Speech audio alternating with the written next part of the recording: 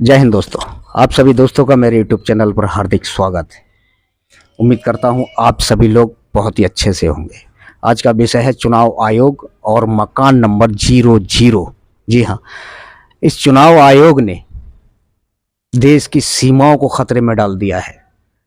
प्रश्न सिर्फ मकान नंबर 00 या फर्जी मतदाता का नहीं है। ये जो फर्जी जो मतदाता हैं वो हमारे देश के नागरिक हैं ही नहीं। ये बहुत बड़ा खुलासा है। ये रोहिंग्या भी हो सकते हैं और बांग्लादेशी घुसपैठिए भी हो सकते हैं, जो देश की सीमाओं को लांघ कर चोरी छिपे हमारे देश के अंदर आ जाते हैं। लाल किले की प्राचीर से 15 अगस्त को प्रधानमंत्री श्री मनमोहन सिंह नरेंद्र मोदी जी ने भी इसके लिए आगाह किया था कि देश की सुरक्षा खतरे में है। रोहिंग्या जो देश के अंदर आ रहे हैं, आगाह करना जरूरी नहीं है, जिम्मेदारी उठाना जरूरी होता है। सरकार में आप हैं, गृह मंत्री आपके मित्र अमित शाह जी हैं। जवाबदेही आपकी बनती है कि रोहिंग्या अंदर कैसे आए या घुसपैठिए बांग्लादेशी जो है वो कैसे आए। देश को आगाह करने से आप जिम्मेदारी से हट नहीं सकते।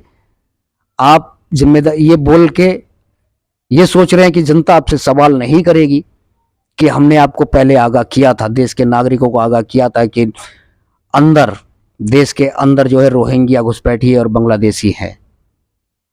ये काफी नहीं है। अब चुनाव आयोग की देखिए आप। चुनाव आयोग ने जो मकान नंबर 00 के द्वारा जो बनाए हैं मतदाता फर्जी, वो कौन है? क्या देश के नागरिक हैं? अगर देश के नागरिक होते तो उनके पास सभी दस्तावेज मौजूद होते। बेशक से उनके पास मकान नहीं, कहीं से भी तो आए हैं, कुछ ना कुछ जन्म प्रमाण पत्र तो होता, या कुछ भी प्रमाण पत्र होता, पढ़ाई लिखाई का होता, स्कूल का होता, राशन कार्ड होता, आधार होता, कुछ भी होता। देश का ऐसा कोई नागरिक नहीं है जो इस देश के अंदर, भारत के अंदर जो जन्मा है, जो नागरिक है, उसके पास किसी भी तरह का कोई दस्तावेज ना हो। ऐसा हो ही नहीं सकता। और दूसरी बात यह है कि मतदाता पहचान पत्र बनाने से पहले सभी दस्तावेज मांगे जाते हैं।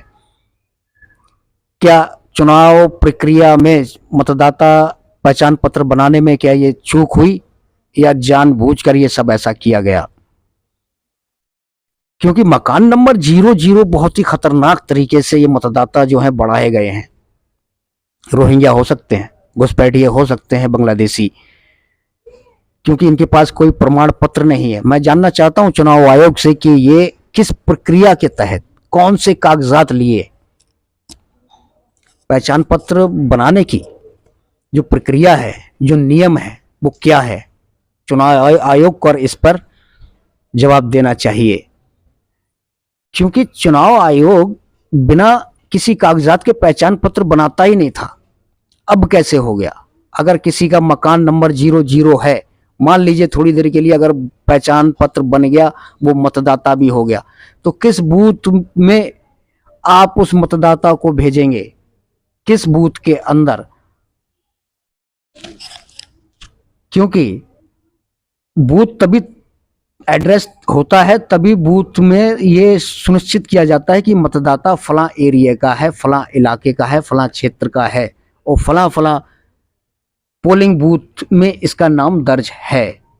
अगर मकान ही नहीं है तो आप किस तरह से आप ये कह सकते हैं कि इस पोलिंग बूथ के अंदर इस मतदाता का नाम है, यहां पर कैसे मतदान कर सकता है? अगर मान लीजिए आपने पहचान पत्र बना भी दिया, अगर वो कोई अपराध करके भाग गया तो आप कहां ढूंढेंगे? प्रशासन और पुलिस कहां ढूंढेगी इसको? सवाल सुलगते हुए हैं, बहुत गहरे हैं, गंभीर भी हैं, क्योंकि देश की सुरक्षा और संविधान और प्रशासन से जुड़ा हुआ भी है। देश के नागरिकों पर यह नया खतरा सिर्फ चुनाव आयोग की वजह से।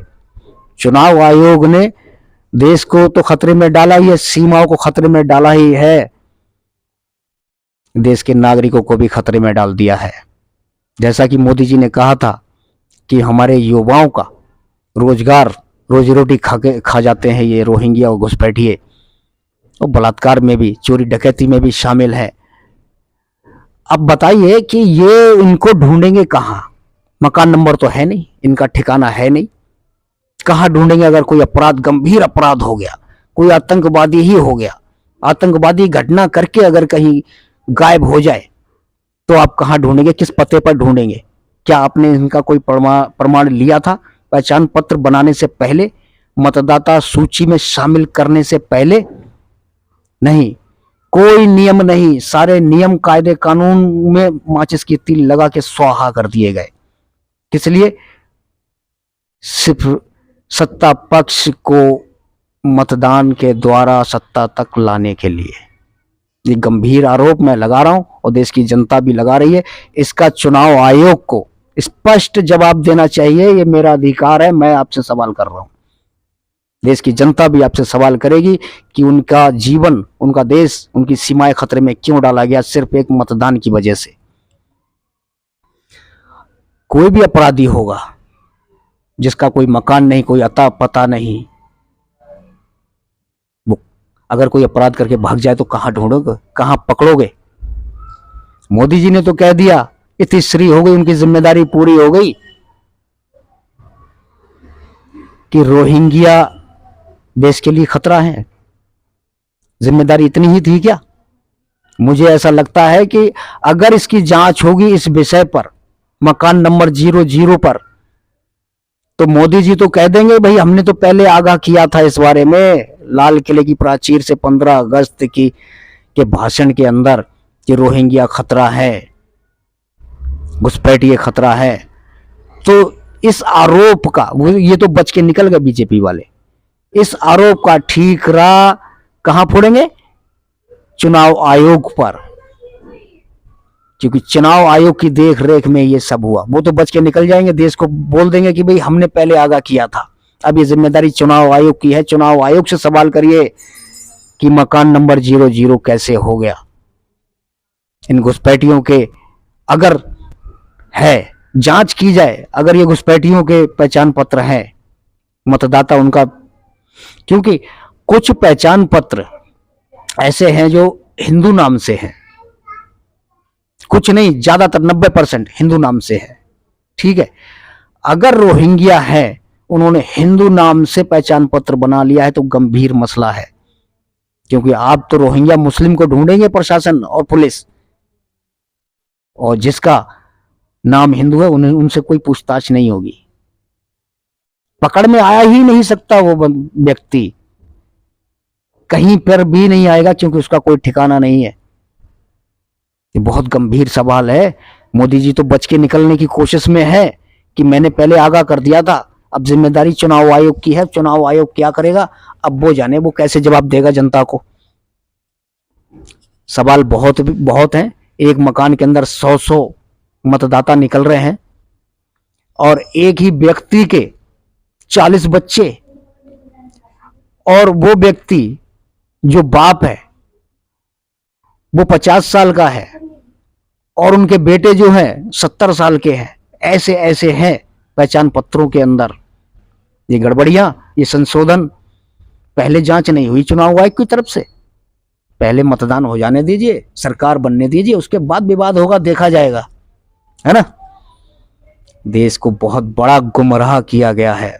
सरकारों ने बहुत कुछ घोटाले और घपले किए हैं।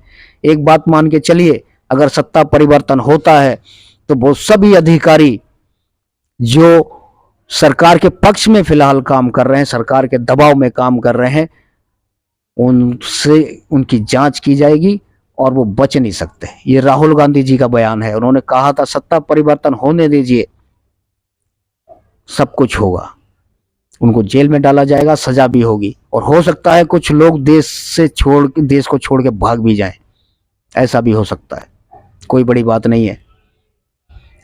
बीजेपी वाले तो बच के निकल जाएंगे, लेकिन अधिकारी अपने बच्चों को लेके कहीं भाग नहीं सकते। एक नहीं अधिकारी, ईडी, सीबीआई, दूसरे महकमे, कोर्ट हो या चुनाव आयोग हो या पुलिस हो, हर जगह सत्ता पक्ष के लिए काम हो रहा है। वो सभी फंसेंगे और वो बच के जा नहीं सकते। ठीक है जी, इसलिए मेरा आग्रह है कि अभी भी वक्त है, संभल जाइए, खासतौर से मीडिया से और सरकारी तंत्र से, प्रशासन से, कि सत्ता पक्ष का के लिए काम मत करिए, कानून के लिए काम करिए, संविधान के लिए काम करिए, लोकतंत्र के लिए काम करिए। आज के लिए इतना ही। अगले फिर किसी वीडियो में किसी धमाकेदार विस्फोटक जानकारी के साथ देश की समृद्धता, देश की एकता के लिए आपके सामने फिर हाजिर रहूंगा। जब तक के लिए जय हिंद।